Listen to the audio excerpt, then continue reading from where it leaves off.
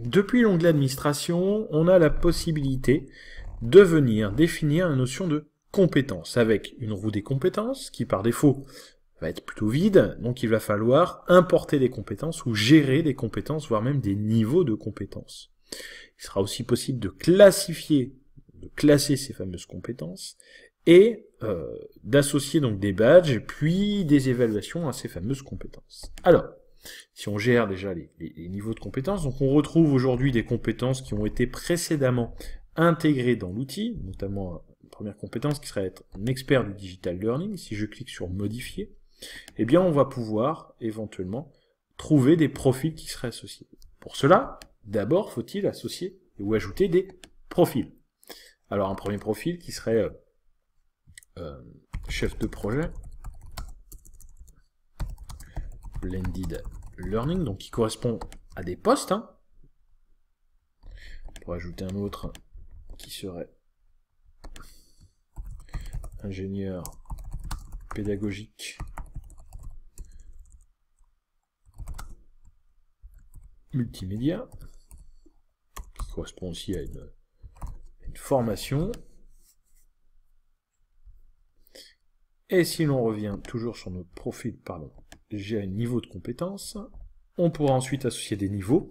Donc par défaut, les niveaux de compétences vont de 1 à 7, mais il est possible donc d'avoir vos propres notions de niveau de compétences. Donc on pourrait très bien avoir novice, le nom court, là la phrase n'est pas bien longue, donc ça va correspondre, et on pourrait en ajouter d'autres, qui pourraient être expert du digital learning, et là par contre on serait sur un expert peut-être tout court. Voici. Enfin, toujours sur nos notions de compétences, eh bien on pourra derrière y associer également nos compétences, donc qui sont ici. On va pouvoir spécifier pour chaque compétence une compétence enfant, définir potentiellement un badge à cette compétence et activer ou désactiver finalement l'ensemble de nos compétences. Donc dans le cas présent, je pourrais activer un certain nombre de compétences. Alors l'indicateur, pour ne pas se tromper, qui dit rouge dit que on pourrait venir désactiver l'élément. Et là ici, si je valide, on est sur quelque chose de correct. Administration, toujours.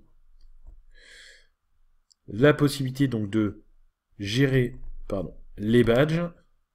Donc, pour la gestion des badges, il est nécessaire de créer un lien avec la solution OpenBadge.